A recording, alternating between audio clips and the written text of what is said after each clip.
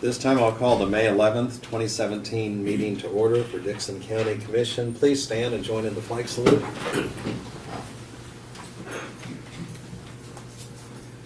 I pledge allegiance to the flag of the United States of America and to the republic for which it stands, one nation, under God, indivisible, with liberty and justice for all.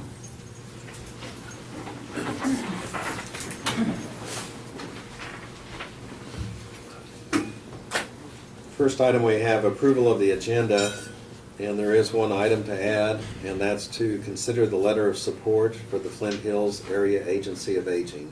And so with that, I would move that we approve the amended agenda. Second.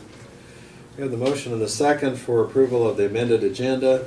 Any questions or discussion? All in favor say aye. Aye. Opposed? Motion carries.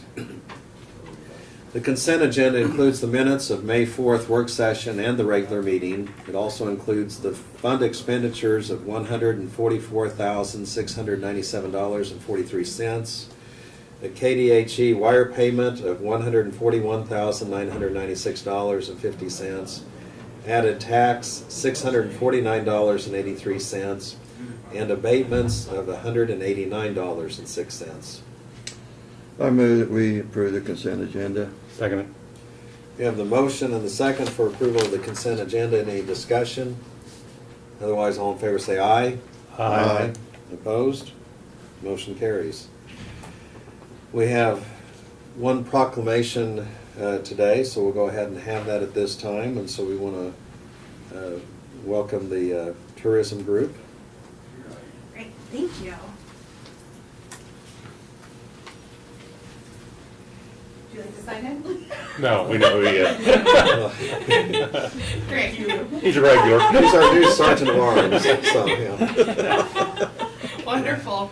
All right, well, this is a proclamation declaring May 7th through May 13th as National Travel and Tourism Week. Whereas tourism has a positive effect on Dickinson County and Kansas's economic prosperity and image, and whereas tourism provides significant economic benefits for Dickinson County sales tax and transient guest tax revenue, and whereas hundreds of thousands of visitors come to Dickinson County each year for tourism-related activities, and whereas the communities of Abilene, Chapman, Enterprise, Hope, and Harrington work together to promote the Dickinson County at the 2017 Kansas Sampler Festival. And whereas tourism is a component of economic development, community sustainability, and pride.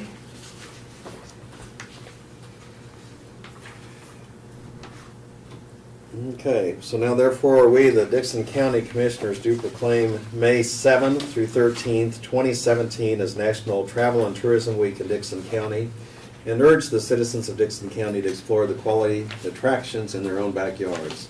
Be it so proclaimed this 11th day of May 2017. And is there a motion to adopt this? So moved. I'll second it. We have the motion and the second. Any further discussion? All in favor say aye. Aye. Aye. And opposed? Motion carries. Would you like to come up for a group picture and we'll put our signatures on Can we have this? some questions first? And, well, and we could have some comments. Yeah, well, we can do that after the Okay, picture. great. And you could just line up behind us, and I guess there's really no one here for a picture, but we'll. Well, I'll take a look. Thank you. Yeah, we want to be on that tourism deal you sent out. Oh, yes. 1, 2, 3. One more, okay. in case anybody blinks. Got it, you can get a picture taken. Thank you. Thank you, Lynn. Would you want to make some comments? Yes, I would. Or- Oh, We'll answer questions or whatever you need. well, no, go ahead and I'll ask after you're done. Maybe you'll answer the questions. Well, we've returned from the Kansas Sampler Festival. It was the last Kansas Sampler Festival, and once again, Dickinson County had a tent. It was a great festival. They had around 8,500 people. So this was a chance for us to connect with explorers from across the state to promote our county as a tourism destination. I'll mention, here a few weeks ago, Fort Riley had a gathering, and the commanding general hosted that, and I was very pleased when I got over there. They had invited people from community partners throughout the area, and so Wamego and Junction City, Milford Lake, and so on. But Julie was there with Jane Foltz to tell about some of the activities that take place in Dickinson County, and gave a really an outstanding presentation. But the other part that was kind of nice is the commanding general, in his remarks at the very beginning, kind of said, we're going to hear from them, but Abilene, Kansas is right down the road on interstate, and he talked about the Eisenhower Presidential Library, and it's really we think of it as part of Abilene, and yet it's so much bigger that it's a crown jewel for Kansas, and nationally and internationally the recognition that we have, but to have that opportunity to have someone there. So I appreciate what you do, because I know you get called on many times to Having his share your testimony story. was the best thing we could have had the whole day, because no matter what I said or what the other communities said, his word was gospel, and everyone in the room took note. No other community could live up to the commanding general's description of his visit to Abilene and Dickinson County. And it's pretty incredible how so many of their staff also live in Dickinson County. And there's so many aspects of tourism, from those that travel a long ways that make it a destination, as well as when we have neighbors that just come in for the trip, and some of them eventually decide to live here or move here that are associated with the fort, and but if they spend the day here, along with the tourist stops, they're stopping other places for meals and buy things, and it's a great community partnership. I reached out to the Kansas Department of Wildlife, Parks, and Tourism, and in 2015, the tourism industry, including lodging, food and beverage, transportation-related costs, the economic impact they estimated at $20 million. So that ranks Dickinson County 35th out of 105 counties in the state. So it'd be cool to see if we can help that number climb and move up the ranking, but there's a lot of counties behind us who would love to have what we have. Thank you. Any questions or Yeah. comments? Yeah. We just had the Central Kansas Free Fair. I know you wouldn't have the figures, but if we could, kind of get an idea of, the NGA meet and the Central Kansas Free Fair, the impact that has. Absolutely. Or the marathon for the Eisenhower. I probably have little, because it's only a one-day event. But people come in and Right. spend the night. I reached out, or Gene had reached out to me for an economic impact of the fair, and so I've connected them with Wildlife, Parks, and Tourism to see what number we can get for that. But I could also look at NGA and the marathon. Let me ask you then this, is there any way, you could track the hotel usage and, the Oh, I restaurants? can. The business to restaurants goes up. I know it's, Uh-huh. because it's, to me, it's more of an indicator than, the hotels and the food business and stuff. I've been tracking the number of rooms sold in our community. Transient guest tax is one way to Right. look at that. But actual number of rooms sold, to me, makes it a lot more real, because one room at one hotel may constitute 2 rooms at another. And so if we're only looking at the tax, that's really not an accurate description of the number of rooms sold. So for the first quarter, we sold a little over 5,000 rooms. There were about 18,000 rooms available in Abilene.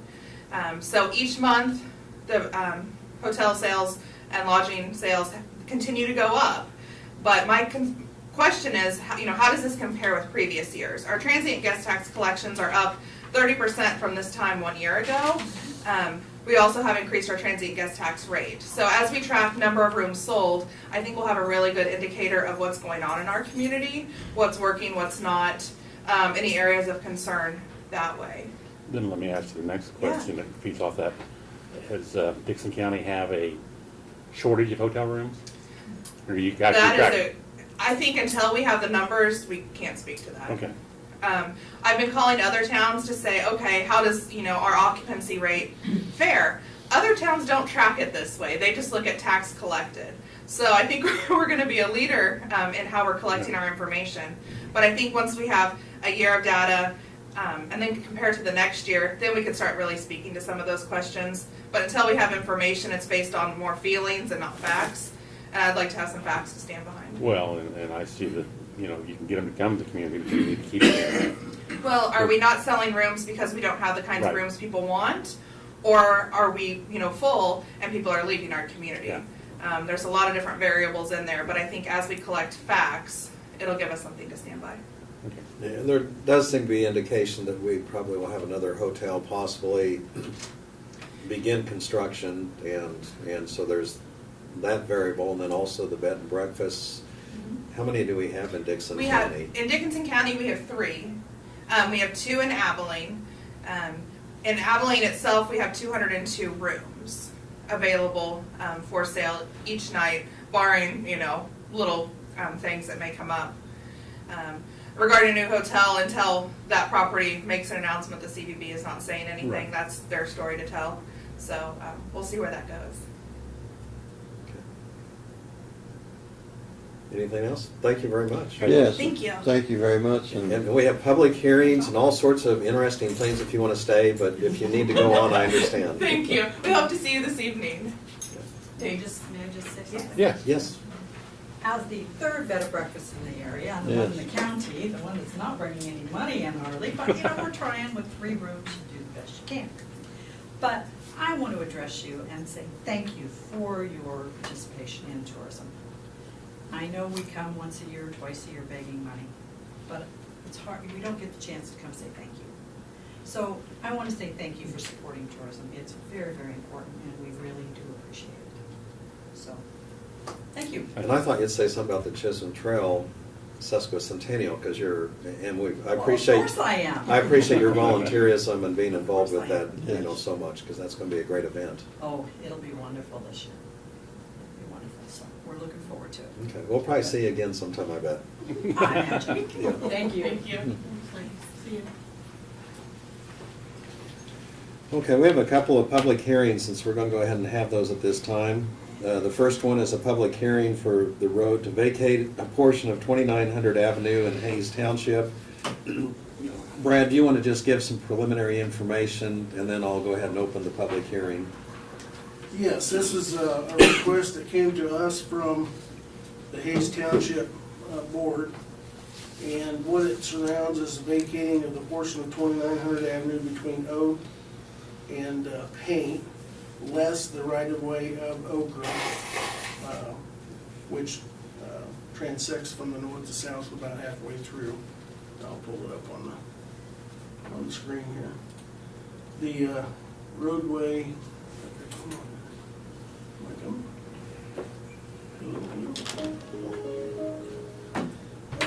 The roadway has, it's my understanding, has never been I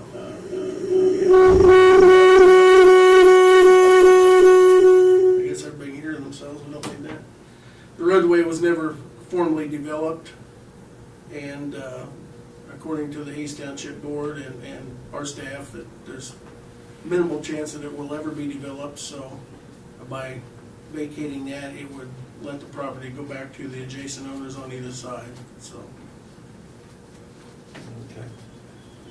Okay, part of the public hearing, we are going to take public comments, so at this time, I'll go ahead and officially open the public hearing. We did have one comment where it was called in, and it was from Ernest and Elizabeth Baldwin.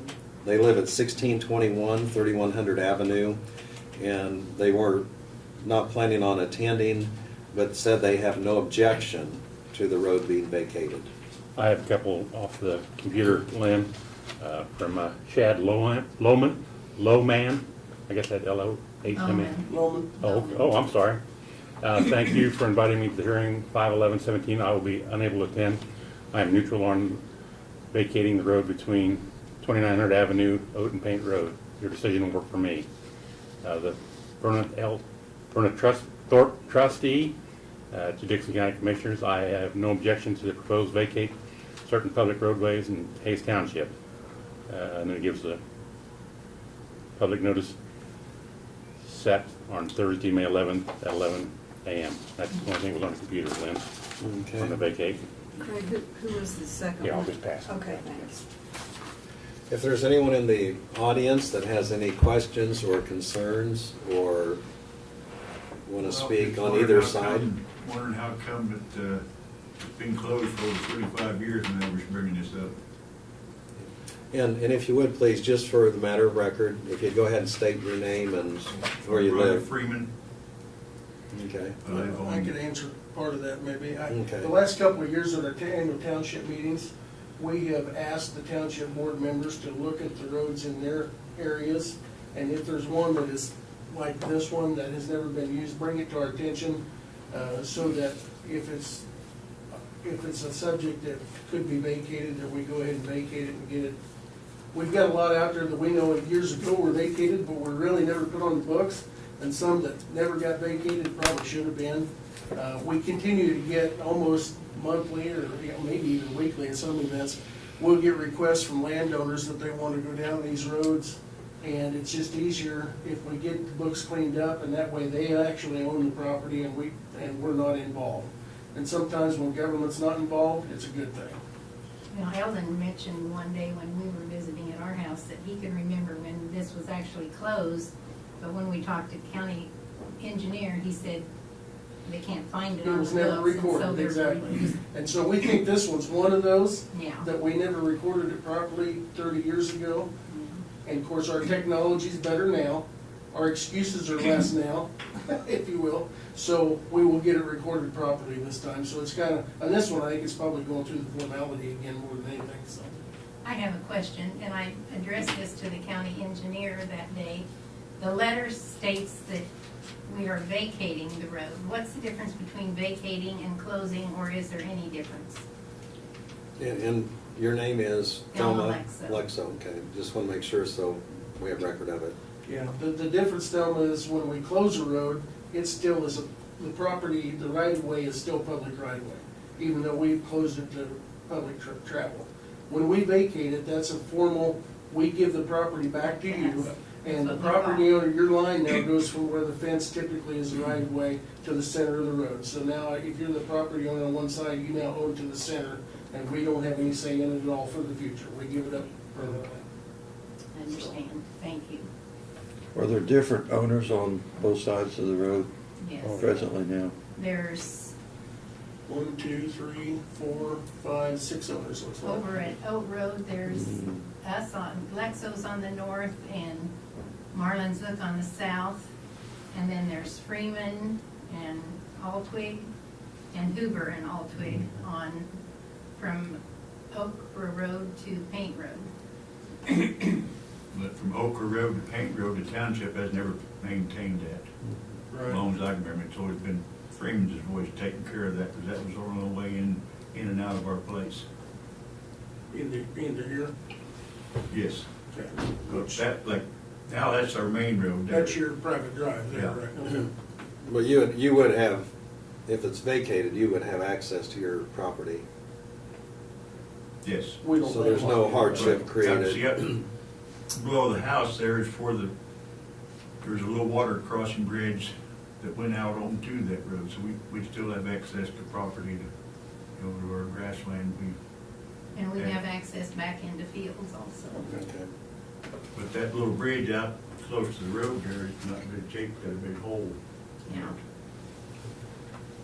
And a lot of times I know neighbors work it out with each other to provide access, but we don't want to create any hardship just in case, you know, decades down the road, people have new neighbors sometimes, so.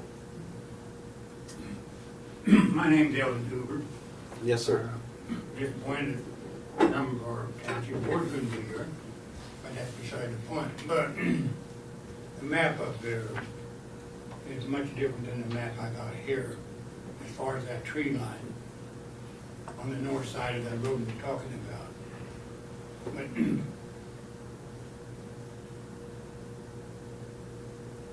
anyway, I'm not opposed to closing the road, but I am opposed to what they were doing on Oak Road. They're using the road for a waterway. It runs down the middle of the road for quite a distance. And then it runs into a drainage ditch that I built some years ago. And going on down, flooding down below, putting silt over in the neighbor, Mr. Zook. And I talked to Wally, Let me, just for reference here, we're talking right up here, Yes, right? that's Okay, correct. yep. I talked to Wally some time ago and he came out and looked at it, oh yes, we'll do something. And I suppose that's been 6, 8 months ago. He done not one thing. It runs down there and they changed the west side of that road, south of the intersection, to where they cut quite a ditch. So it comes down there and then they just quit the ditch before it got to the intersection. And it runs over and it runs down the road. And it seems that drains, there's one tube. And I talked to Dan Carroll, and he just couldn't believe it. That 1,200 and some acres drained into one tube. I never measured it, but I would say maybe a 30-inch tube. And it's been plugged for the last 3 weeks. So I'm disappointed in the township board. They're not doing a thing about it. They don't tend to do a thing about it because it's not bothering them. Thank you. Okay, thank you. Are there any other comments or questions from the commission or from the audience in regards to this?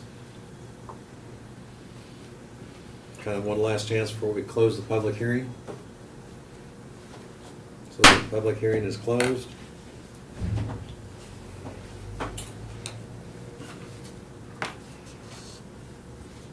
Is there an action item? Yes, to a resolution. Go on.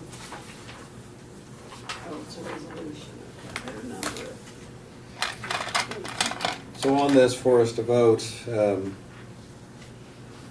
it comes forth in way of resolution. Sorry. And from kind of what I'm hearing, there's no objections to this. The vacation of a portion of 2900 Avenue is between Oak Road and Paint Road, and it's resolution 051117. So is there a motion to adopt that resolution? So move. I'll second it. We have the motion and we have a second to adopt the resolution 051117, and this is to vacate a portion of 2900 Avenue, as what we've discussed, between Oak Road and Paint Road. We have the motion and second. Is there any questions or further discussion? Was there gonna be another hearing sometime on this situation or not? This is the one hearing, Well, yes. I'm just asking. We're gonna try to get it right this time. Well, I didn't know if the next time, if the township board member is gonna be involved, that's. No, and the main thing is that it was published, and also they're notified, so they had opportunity to be aware of any discussion or Excuse me, I action. got one comment to make. You said, when was that road closed? Well, I was there at that time, and Harvey Wood Senior, I guess, he was dead, he was on the commission at that time. So that would give you a good idea when it was closed. Yeah. Yeah, I wouldn't know really the answer to that, but I mean, it's Well, probably. Anyway, they have you're- the county commissioner's pictures when they served on it. Oh, okay. Mr. Woods is pictured there, so I can't recall the name, but he was there. I remember him very well. And as Brad mentioned, what we do is now we have it documented and we'd have it part of the record once it's voted on, so. I'll go ahead and call the question at this time then. All in favor, say aye. Aye. Opposed? Motion carries. And there's Brad, places for us to could you sign. address his question on the drainage, how we deal with townships and Well, I our was gonna ask authority? John, are you familiar with that location, John? Yes. Okay. We might contact the township and see if, Okay, when I talked to Dan Harold,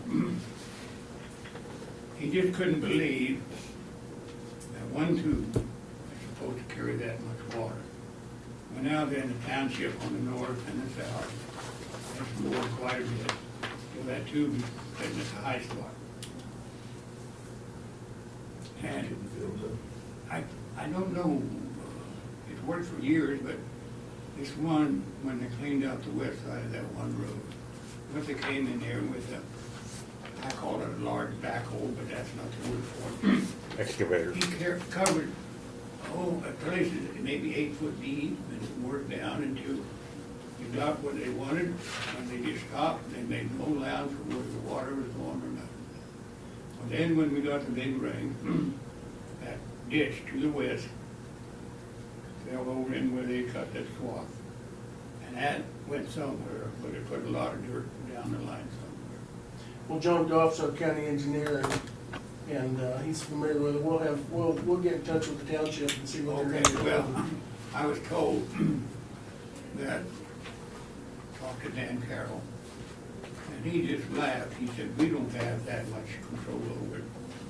But he said, look at the board and the county, Yeah. I mean the township. Well, technically, we don't either, but we work with them, and sometimes if we call them, we can work something out where we just call them and we'll get something done, so. And Or we can provide the help that we need to now and then, some of the roads out there, we'd like to have them graded more than a couple times a year. that one you have to take up with your township board. It's township issue. Yes. If they would listen. Yeah. Okay, well, hopefully we'll solve one problem at a time, so. Thank you. And try to offer you some assistance on that, to visit the site and so hopefully things will help. Okay, next item we have is another public hearing. And this is a public hearing for the closeout of the Navarre Can Step project. Does that pretty well say it all, or do you, yes, would you want some comments before we have the hearing? Or do you want to be part of the hearing? necessarily.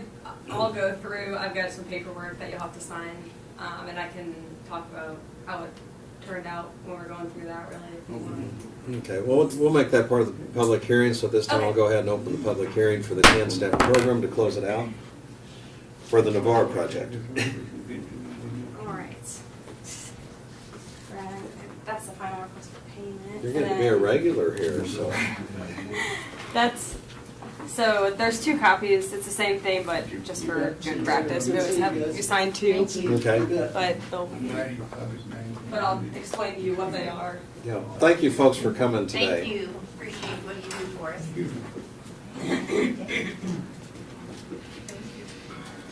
So the first form that has to be signed and then also sealed and attested is the grantee's contract release form. That's basically just saying the grant is done. The total final grant amount was $289,382.82. So that's just sort of the final release from the Department of Commerce. Okay. The next sheet in your packet doesn't need a signature, but it's the final independent auditor's report. I spoke with Janelle, and since you're not 100% sure if you'll have to do that specific kind of audit, we went ahead and said, yes, it will happen and put the auditor's information in, but if it turns out that that audit's not necessary, I'll just call Commerce and let them know that you didn't have to do one. That final quarterly progress report is, a lot of it has the same information on it, it's just kind of the final updates of finances. And just a final overview of what was accomplished in the last quarter of the project. There's a certificate of completion, and they have to have 2 originals of that, that's why there's 2 copies in your packet. Again, just another breakdown of how the finances broke out between design and inspection and the community center construction. You can also see on that one that the project ended up that the local match through volunteer labor and equipment, and then the 2 grants that were included in that total was just over $200,000, so that's awesome. And they were well over the required 35% for local match, so that all worked out really well for them. Hand this to Craig to look at. The next one is the notice of completion, final inspection, final wage compliance report. Brian's Plumbing and KBK were the only 2 that ended up having actual payrolls, and they both paid their employees enough, so there was no concerns there. A final inspection has not been done. I reached out to Tom Arpin, and I know he read my email because I had a read receipt, but I never heard back from him about whether or not they were gonna come down and do a final inspection. So if we wanna pursue that more, we can, but it's not necessarily required. But it's sort of, if the county wants Tom to come down and do a final inspection, I can try harder to get him to respond. Okay, well, we can follow up on that Yeah. as we see fit. Janelle, do you have anything to add to it, or Brad? I don't. I would just add that it's been a really good project, although it took longer than originally planned. But the volunteers down there, Francis Anderson and some of his crew went above and beyond. I mean, they put time in that I don't think most people realize. And if you get a chance to go down and look, or maybe one of these days when we get the budget hearings over, we can take a road trip and go look at it, I think you'll be pleasantly surprised. They've done an awesome job, so. And I know that Emily came into this at halftime, but she's done a good job of getting on top of it, getting things finished, and we appreciate her efforts as well, so. Agreed. Yeah, they put, I think the final volunteer hour count was, it had to have ended up being close to 8,000 hours that were put into it. And I would guess 6,000 of that was Reed, Joe Simpson, James Beam, and Francis Anderson probably made up at least 75% of those hours, so. Okay. And originally, what percentage of their hours did they need? You mentioned that. So when they're figuring volunteer labor, it's based off of, certain standard wages depending on, like, by county in Kansas. Bacon there's Davis. like, yeah. And what yeah. function, of course. Yeah. Yeah, What they're so, doing. yeah, exactly. So they had all the different job classifications, but when the project was over, when you looked at the total project cost, 35% of that total had to come from the just local volunteer hours. So, And they were at, I want to say it was 41%. Yeah, So, they're well above that. yeah, yeah. That's a lot. Well, it is a building that would have just gone downhill and eventually would deteriorate if it wouldn't have been for this group of people that took the initiative to do this work and have a functioning community center building there now. And so I think, like I say, it speaks well for that community that they were willing to put in that effort. Yeah, and I know they're saying 4-H has already gotten a couple of smaller grants to do some landscaping out front and get a new sign. And another gentleman that attended school there that now lives in California caught wind of the project, and he wants to donate enough money to possibly redo the entire roof now. So it's definitely stirred up some more interest, and they said they've had to turn people away to rent it because it wasn't ready yet, but so word's getting out that space will be available. And I've talked with Bob Miranda a little bit about if there's anywhere that he can help advertise that building is for rent and everything too, so hopefully it'll just be used like crazy, and I think it will be. Any other comments or questions, part of the public hearing? If not, I'll go ahead and close the public hearing. The only thing we need to do on this then is officially vote to authorize the Navarre CanStep project to be closed out. I'll make that motion. Second it. Okay, we have a motion and a second to close out the Navarre CanStep project. Any further discussion? All in favor say aye. Aye. Opposed? Motion carries. Thank you so much. And I think we have these things signed for you, so. Perfect. Am I supposed to do that, or is Brad supposed to do that? Who's supposed to- I'm pretty sure that you're both on the authorized signature. So you want me to put the You can seal go- on? yeah, go I ahead. don't have a seal, so you have to. Oh, Yeah. I have the seal. All of it's a notary stamp, you know.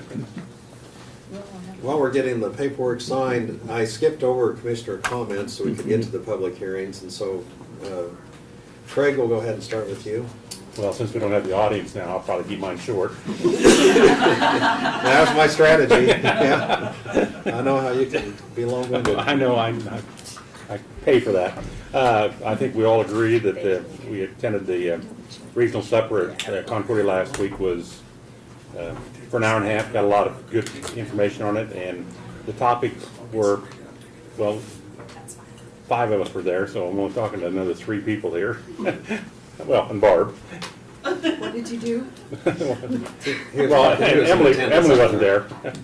But the topics were property tax 101, which is pretty self-explanatory, and then trends and valuation, and ag land values, and then the big elephant was K-12 school funding. Got a lot of information here that can be useful, or it can be trash. Sorry.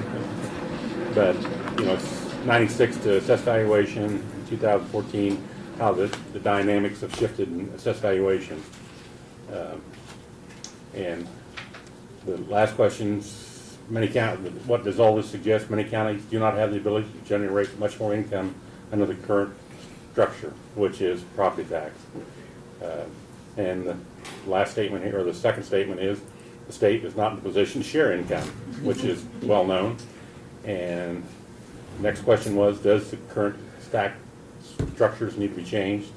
And then the last one, counties need to be able to re-examine the array of services they provide, and that's the big one, services that we provide to fit within available resources. That's something we're going to have to look for, you know, go back and do an assessment of the services that we make available. The gentleman was Roger Ham. He was the deputy director, I believe, of Division of Property Valuation.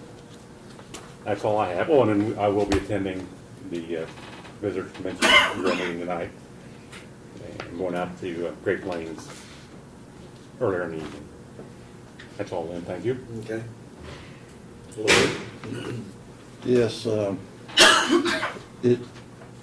at that meeting, he did provide a lot of information, and he's got a website there where we can go and get our specific Dixon County, how we rank as far as statewide, and it is really interesting how much different each county is in where their taxation comes from, because some counties that used to have a lot of oil and gas income that has dropped considerably, and that was a third of their income in some of those counties. So it made a dramatic shift in agriculture. You know, it varies. The western part is a lot of valuation in land, and getting some of the eastern counties there's very little, and so there's a very wide difference in each county where their income comes. And I guess the point I'm getting to is, I think it's good to have a balance between because if you just relying heavily on one, if that drops like the oil and gas deal, it was severe in those counties where they're going to come up with their income. And but we have a nice balance between ag land and housing, and also commercial property. So, like I say, we're fortunate that we have somewhat of a balance there. And Bob, I'll be going to a graduation tonight, so I won't be able to go to that meeting tonight. This is kind of piggybacking onto the comments Laverne made on the importance for the balance, economic balance within the county. And one of the illustrations they gave was if an individual would go out and buy a F-250 diesel 4x4 Lariat, which is a pretty nice truck, and none of us drive one of those, but if we did, in Coffee County, it would cost, your property tax on that is going to be like $524 when you go in and get your tag. In some of the counties like Dickinson, and we haven't really found out what Dixon was, it was closer to $1,200 to $1,400. A few places out in western Kansas where they just don't have the economic base, that same thing's going to cost about $2,000. And it's if you have a Jeffrey Center or Wolf Creek, you know, something like that, it makes a huge, huge difference. And, but it also highlights some of the problems and challenges they have in Topeka when they work on the budget, trying to come up with something that's equitable. And the other thing they pointed out was there's 5 counties that have over 50% of the total valuation of the whole state on a property basis. And of course, Johnson is the obvious one, and Sedgwick and Douglas and so on, Wyandotte. And I believe in Shawnee probably was the other. But they say not only that economic balance is going to continue to shift in a disproportionate way, but also the population. And so when we have the 2020 census come up, you can look for a change in some of the districts, you know, based on population of representatives and senators. And so anyway, challenging times ahead. Since we're talking about that too, it's the ag land value is Senator Melcher is no longer there, want to change the way it was valued and stuff. And if we continue to keep losing population, which we already have, the feeling is that we'll be in worse condition than we are now. That's, I guess, that fair assessment of, you know, the rural counties. And there's, I'm not going to say the 5 big dogs and then the other 100 small fish. It will be challenging, like I say, the counties that, in order to provide service in some of those counties, the revenue is just not going to be there for them. I mean, it's just, or they're going to be taxed so heavily on property taxes that people, you know, will start resisting. I'll mention before we go on to the next item, I did receive a call from one of the staff members in Washington, D.C. of Senator Moran, and we had sent him a letter, our concerns with the changing of an exemption of municipal bonds and how that could adversely impact the municipalities and counties. He's very much aware of it. The legislation on that actually is going to be on the House side, but they plan on being very communicative with the congressional district on the House side. And so he just wanted to respond that acknowledge that he did receive the letter, and so I was pleased to hear from him. Okay, we'll go on to reports from county officers. So Brad? Okay, just to let you know, we did have one of our ambulances that was involved in a deer accident last week, and the estimates were roughly $1,250 to repair that, a headlight and headlight frame, so we're getting that fixed. But if you hear that we had one involved, that was the case. I don't know how the deer came out, but I do know how the ambulance came out. So in your package, you have a rough draft timeline that Barb and I have been working on. I put most of that together based on some data she'd given me, and she has not had the time to go through it yet, but it kind of gives you an idea on the election process, what needs to be done, what we need to be done, or what we need to be doing in conjunction with that for the Justice Center. Barb will be working on that here in the near future with a big grin on her face. The biggest point being is as we get into this survey and that time frame, and being able to allow ourselves time to look at that data and use that data to educate people on the facts. We really need to be looking at the resolution to schedule that so that Barb knows when her target is and how to process that. From conversations with you guys and with Larry being here last week, I guess it was, time flies when you're having fun.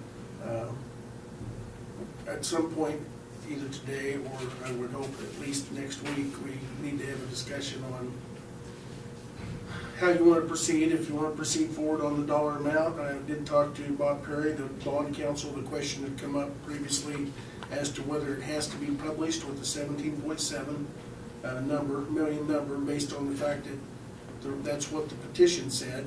And Bob has said that it does not have to have that amount. You could reduce that if you chose to.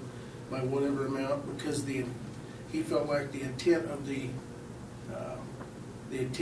petition was to take it to a vote on an amount, not necessarily that amount. And he felt like it would only be better for the people on the petition, based on their statement, that if you did reduce it, that would be in favor of what they were trying to do too. So there was really no legal ground that it had to be that particular amount. So I guess hypothetically, if through the discussions with Larry, you chose to reduce it to a lower amount that might be favorable to the taxpayers, but whether it be $500,000 or $5 million, I mean, that's up to you. It could be changed before we publish the election and choose the date. So in talking to Larry's staff, based on last week's conversations, if you wanted to have another discussion to ratchet that down, he is available next Thursday to run out and meet with you. Or if, I know that time's kind of tight during the work session because of budget hearings. We'd probably have to do something right after your meeting if you wanted to, but we could schedule something along that line. So, also in your packet is the resolution, the draft resolution that Bob has put together. As you can see, it's kind of lengthy, but basically, in a nutshell, what it does is establishes the date for the election, and then we would go through the required publications and that type of information to get that done as well. So I guess before we conclude today, if you want to give me some direction on where you want to go on that, we'll respond accordingly. So, in a couple different matters real quick, the bridge deck on Jeep Road was reopened today. They finished the second coat yesterday. And I think I can show you a picture of it. I was rather impressed. Martin sent me a picture. And they do 2 coatings of the chip rock. Bear with me just a minute.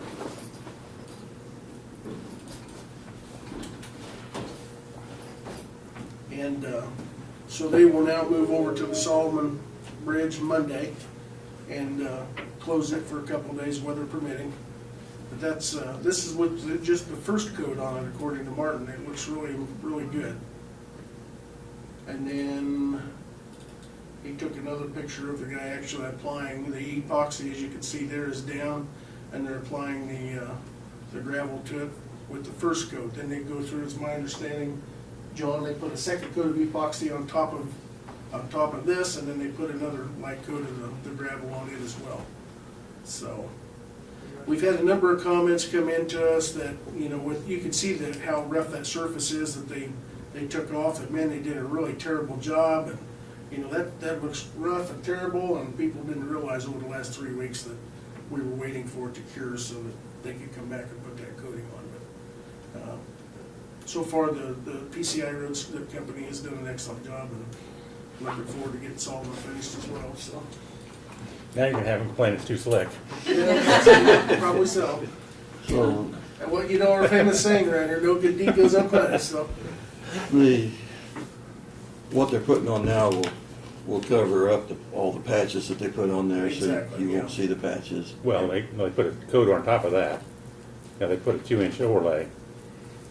yeah, Yeah, on, that's on what I the think that's- patches yeah, and stuff. yeah, But it- the spots that weren't patched have that rough. They had taken Yeah. it off, so you had Right. that really rough Yeah. area, and then of course you can see all the patches.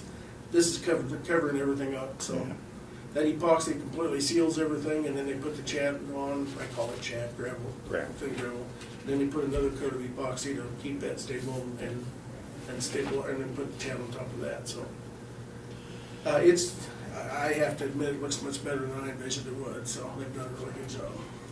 Well, I guess I was impressed with the amount of patches that they did. It looked like every place that there was a crack, like I said, they took care of the problem. Yeah, and the Solomon Bridge had a lot more spots on it than Jeep Road did. Really. Yeah. So, I know there was some concerns from some of the residents in the Solomon area. One of them was having a graduation this weekend and didn't want the road closed, and so it didn't work out for them because they'd be able to give directions to the 100 people coming to their graduation party that they could get across the bridge. So, everything worked out. So, let's see. In conversations with the city manager, the interim city manager, I think I mentioned to you before, but we thought it'd probably be a good idea to maybe set up a meeting between you guys and the city commission in the near future to talk about, among other things, the Justice Center project. And he felt like when he provided them with his memorandum and information that he's put together, that he would like to have a meeting with everybody together right immediately following that. The soonest day that he was available and that they were available was the last week of this month, which would be the first week of June, keeping in mind that we're going to be in conference Thursday and Friday of that week, but I didn't know whether you guys would be available for a lunch meeting on Tuesday or Wednesday, the 30th or 31st. Is your conference on Doesn't the Wednesday? conference- I think Well, it the conference starts starts. on Wednesday or Wednesday night, but Yeah. we're not going to Oh, I'm, yeah, we're not going to the, the Oh, pre. okay. yeah, because it's the same thing they had last year with, Yeah.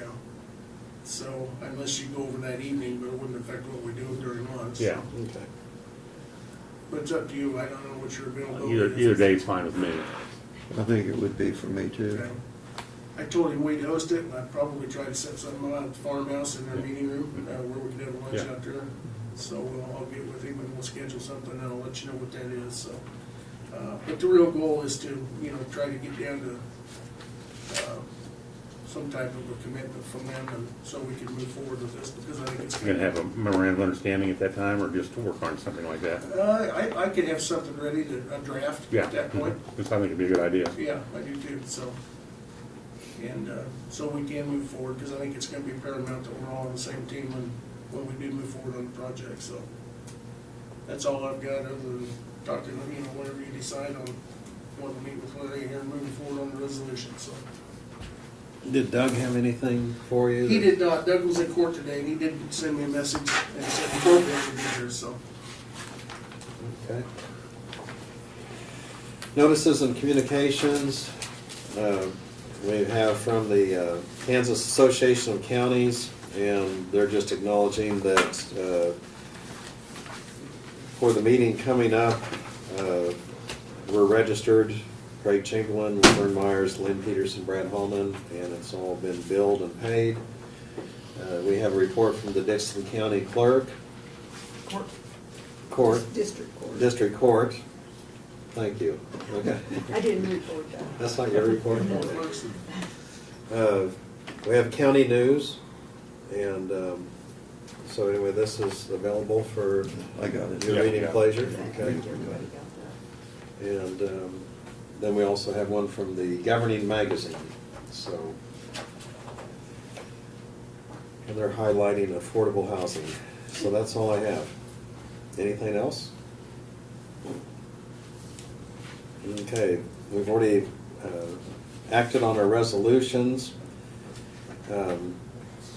We'll go on to other business, and this is to consider the approval of the lease purchase agreement for the new ambulance. Okay, we have a lease purchase agreement with the Dickinson County Bank, which I think is the first time we've done a lease with them, isn't it? So we're glad to see somebody else get involved in that. This is for the new ambulance, so will be delivered later this month, actually in a couple weeks. The lease purchase is in the amount of $251,934, and it is leasing it over a period of 5 years, do you know? 4 years. Yes, 4 years. 4 years with a dollar payoff at the end, so, the Dickinson County Bank was the lowest of the two banks, I think, that had submitted, their interest in bidding, so. If we can get that approved, we'll move forward with that, and we'll have the money so that when John goes to pick the ambulance up on the 22nd or 23rd, he'll have the funds in hand, so.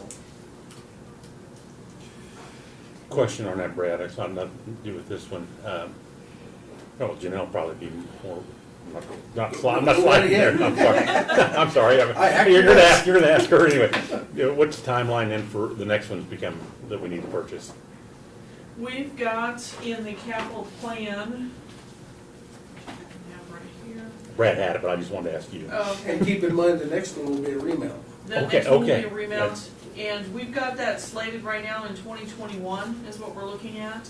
Okay, I've got 200,000 in there, 260,000 in there right now, but I know it's a remount, and John and I put a number in there, not knowing right, kind of what it's gonna be, so. but the money's gonna be a curing, or are we gonna have, that, at that time, we'll put that money in? At that time, we'll put the money in. Okay, Yeah. okay. And we don't, one thing we don't know yet, you guys, I don't know that you guys were on, but if you remember, we bought, the one that we'll be replacing is an '08 model, I Yes. believe. Oh, wait. And we bought two of them the same year. Right, It was a year before they went to the new emissions yeah. stuff, so we purchased two at the same time, they're both GM. And I don't remember what the mileage are on them both, but there's a chance we may have to remount one year and another one the next Next year, year, yeah. instead of waiting another 3 or 4 years. But Okay. we're hoping the I remounts see come what in you're about saying. half the In cost. other words, of you got two the- of the same age, and Yes. probably if you're gonna need the body for one, which one you determine needs a new body? Yeah, so, but John did check while he was back for the mid-build here a couple of weeks ago, and the boxes that we have, the ones that we'll be doing then, they are not the same manufacturer as what we've used the last couple, but the manufacturer did say that they could remount these boxes. Okay. So it's better for us because the mechanics have been trained on these units and they're a pretty high-tech deal, that it's important to us, as long as they remain competitively priced, that we use the same vendor Right. going forward. That way we don't have problems getting parts and the training's Or you have two consistent. different And parts. technical support and all that's good, so, Okay. yeah, just to let you know, so. So to let you know, Craig, I did know a little bit. Okay, sorry. This is a test, okay. I was going in alphabetical order. And the amount on this is 251,000? Yes. I think it's on the second page. It actually shows the remaining balance, 252,434, so that must be with Yeah, the fees and all in there. yes. And how long would an ambulance like this typically last? That's probably a question for John, but since he's not here, I Well- mean, this would, Yeah, we try to get 10, 12 years out of them. I do know, because I've asked John the same question. And like I said, the ones we're buying now are of the structure Heavier duty. that we can remount the box on the new chassis and you don't have to purchase 2/3 of the ambulance. And depending on the condition of that box at the time, depends on where they have to sandblast it to nothing to start from scratch, which is more expensive, or where they can take it off and the paint and everything is still in good shape and just remount it and hook everything up, so. So it kind of remains to be seen, but we hope to get 10 to 12 years out of them, so. A lot of it's caseload, a lot of it's how many calls and miles you put on them, things like that, so. so we need a motion to enter this lease with the option of purchase agreement with Dickinson County Bank. I move that we enter this lease with Dixon County Bank on our ambulance. Second. We have the motion and the second. Any further discussion or questions? All in favor say aye. Aye. Aye. Opposed, motion carries. The next item is review and consider approval of the updated zoning maps. Sorry you lost your audience, Tim. Well, one thing that Mr. Hamilton has done after taking over as the planning director is he revamped the zoning maps, which he has to show you. I'll turn it over to him and he can tell you what's been done. Let me add, before we get, this is where housing is preferred, or development is preferred? No, this is actually, this is just the current zoning map. It shows Okay. the parcels and how each one is zoned. You're referring, I think, to the future land use. Yeah, map. that's, I thought that's, when I saw that on the on my email, I thought that's what it was. No, this is Okay. gonna be, what it is we try to make the zoning districts as closely match the future land use map as possible. And so what we have is, all staff did is we changed the, how do I mount it up here? So you can see Where it. will it show up on the camera? Is it? You probably wouldn't be able to see it on the camera, either, just a big color. Yeah, it's, but when you look at it on the internet, it's a lot clearer than the last one that we had. This, I can see parcels and stuff in here, and staff can see parcels. When it's printed off, it's sometimes difficult to see, but the big thing is we changed the color. Ag is now varying shades of green. Ag zoning, we have Ag 80 and Ag 40. Ag 40 is the lighter colored green, and then the Ag 80 is the darker inside each of the squares. So basically, and the other thing is, we did not have a district or a color assigned to Red Bud subdivision. So we stuck a red bud over there with its own color.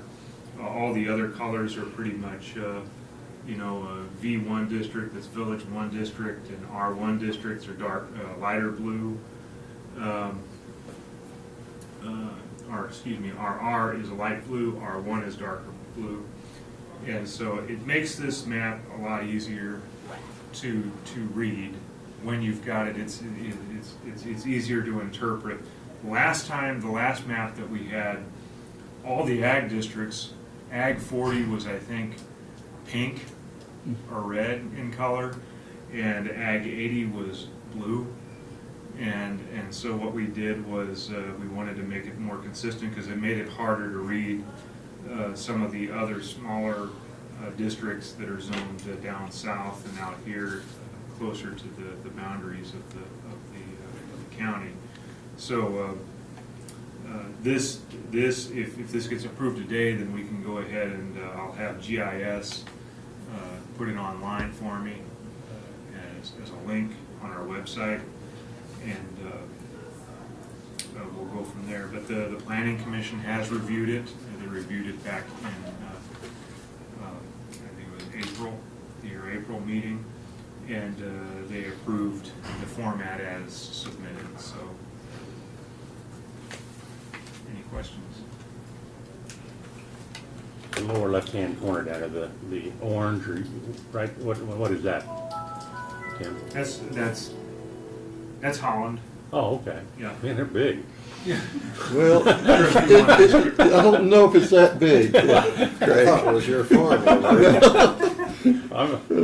I'm sorry. We're not incorporated. Well, But you do have a business there that's probably zoned differently, I would guess. Yeah. Yes, Oh, yeah. yeah, That's why, the reason behind it. yeah. Mhm. between- That's a V Crop service. one district. okay, and then down here on the other side of Abilene, would those be ones that are, I see the red, no, down below Abilene, on 15, right in there. Right in here? Yeah, what are, Those are, That's a subdivision, I'm sure. yeah, That's, That's- all the big, yeah. mhm. Yeah. Eagle, Oh, yeah. what's it called out there? Eagle? The Eagle Crest. Eagle Crest. Okay. Eagle Crest Eagle Crest. subdivision. Now, in other words, then, the one out on Country Club, or well, 2100 Avenue, that wouldn't be developed yet, so it wouldn't show there. right. No, the one on. Country Yeah, Club. Country, 1700. Country, okay. Yeah, Country Club Design. Yeah, In other words, till it's developed, it doesn't show up that way. right, right. Okay, Suburban residential is what this is here, okay. and you've got,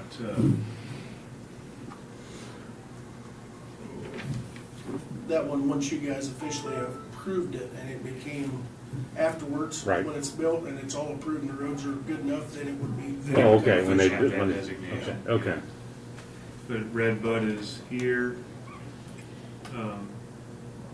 Talmadge is up here. They're a V1 district. Most of the unincorporated areas are designated as V1, unless it's a platted subdivision, which would be either R1 or Right. suburban residential.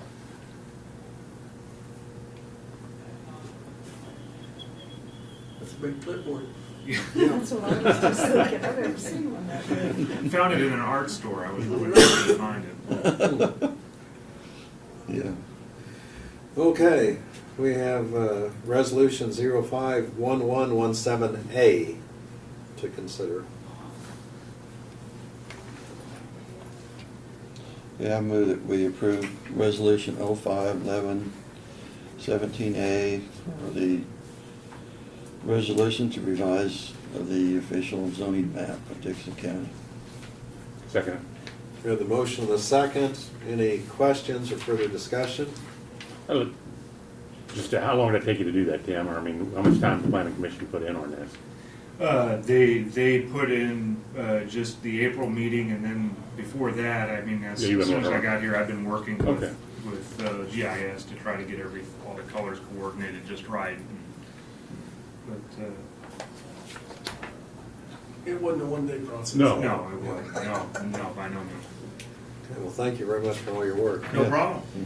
All in favor of adopting the resolution, say aye. Aye. Aye. Opposed? Motion carries.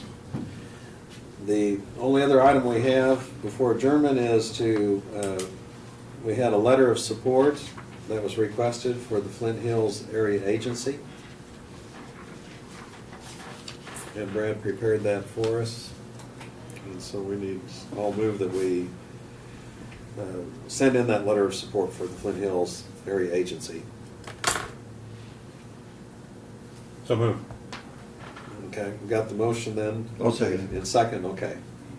So, all in favor, say aye. Aye. Opposed, motion carries. Before we adjourn, what's the deadline for people that are running for office? And what happens if people don't step forward and there's open positions for cities or school boards? June 1st at noon is the deadline to file for office, and the filing fee is $20, and the filing must be done in the county clerk's office. If no one files, there probably will be write-ins, and we'll go from there. Okay. Just going back to what Brad's, for the Justice Project moving forward, do we want to kick that can down the road, or we want to have some more discussion about it today? From an election standpoint, you Right. can't kick it too much. No, I know, I'm just Yeah. saying, I mean, today, do you make a decision today, or do we need more information? Well, and as far as the timeline, I would really like to see either next weekend or next week or the week after to do the resolution, depending on what you want to do. Okay. Well, let's allow some time and work study for it, and then maybe put it on the agenda For next for week. next week. Okay. Do you want Larry to come in and talk about it, or about the options and any reduction at all, or possibly piecing it into bid options might be the, You couldn't put that on the ballot, though.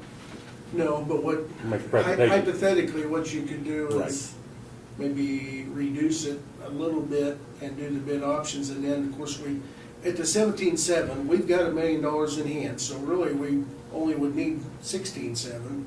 And then if it does come in under bid, lesser, or if we decided to do a bid option where you only didn't finish a part of the basement, we come back later and do that with local help, piecemeal, piecemeal's not a good way, but with local contractors at probably quite a bit less cost, we could do that on our own. You might be able to eliminate another $1 million off, and to the taxpayers, 16 or 15 million, 15.7 might look better on the ballot than 17.7, and I'm just trying to play the politics, Well, and sometimes, and they might look at it from the standpoint, well, they did reduce it a little, and some people might be more favorable. I'm just throwing that out. Yeah, I know. so. I guess, and sometimes the local bidders just can't take on the scope of a larger project.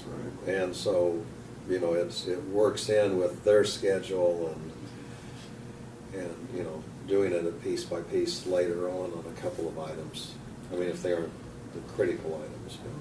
But I guess the only thing is if we'd want Larry to Even come. Potawatomi did that to some degree over there. They didn't finish their basement. Right. And they were gonna go back later and do it, Right. as they Right. could. And so, I mean, that's not out of the realm of possibilities, so.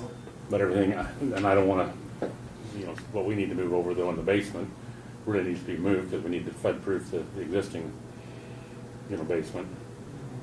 So that's, and I guess my way of thinking is if Larry thinks we could, get it down to 16.6, I mean, he doesn't have to make a trip out here to tell me that, And the flood part of the basement, I mean, I know, it's not the 100-year, is it? 100. Is it Well, the actually, the new 300-year? basement would be flood-proofed. I mean, Yeah. it's Yeah. flood-proof, so there's no year on it. It's completely flood-proof. It would be, that's the way it's designed. Right. But So, we're high enough here that well, this basement is not flood-proof, and it's in the 500-year floodplain. 500-year. Yeah. Okay, that's what I was wondering. So, boy, I mean, that's. Unlikely, but you still And have it's to account not, for it. yeah, and you don't typically think of the flood as coming from the river and flowing up here. What you would see here if we flooded is if we get so much rain, it can't run off fast enough. And then on the way to the river, coming down the landscape, Street flood. it floods us. So Uh-huh. that's typically the situation they tell me is what you would be more subjected to.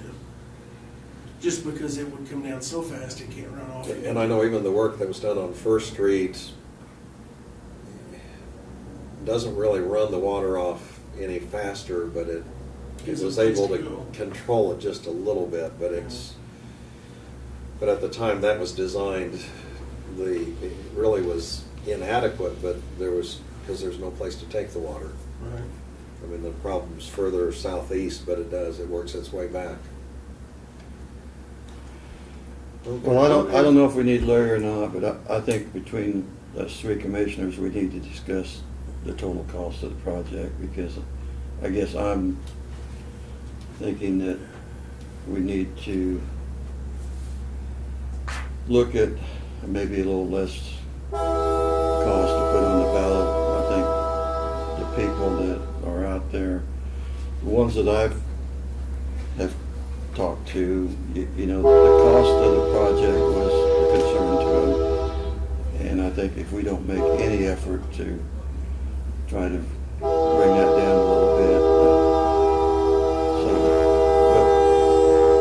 but we'd have to agree on a figure to put on the ballot, and I think that's an issue that us three are gonna have to Whatever that look number at. ends up to be, we just need to have something so. But I don't know if we need Larry here to do it, because he's gonna have to construct it with whatever cost we put on that ballot. And he gave information to us previously. And he has. Which kind of gives us an idea. He's given us some other options, but I'm not sure we'll pick them. There might be another option when it comes down to it. Well, and if you go with anything other than, I mean, the options he gave you last week, some of them were pretty grave options. I mean, it's gonna be some redesign, Yeah. which is gonna cost us more money now because of the work, number one. Number two, it's gonna take some more time to do.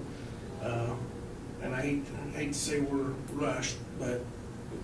It still has to match up with what our needs are. Exactly, Yeah. so, So then there's, if you're comfortable with it, I'll get with him and we'll come up with, I think I got a kind of a feel for what you're looking at and come up with some, I'll say, options, on reducing the cost and to some degree and not giving away the whole house, you know what I mean? and we're If it still, works out to where he has to come in, why?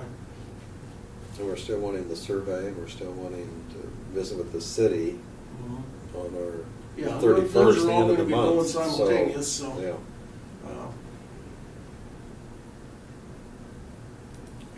Okay. Well, I think it is important to note that if we are reducing it, we'd be reducing it on our side, not the square footage that we're offering to the Abilene Police Department.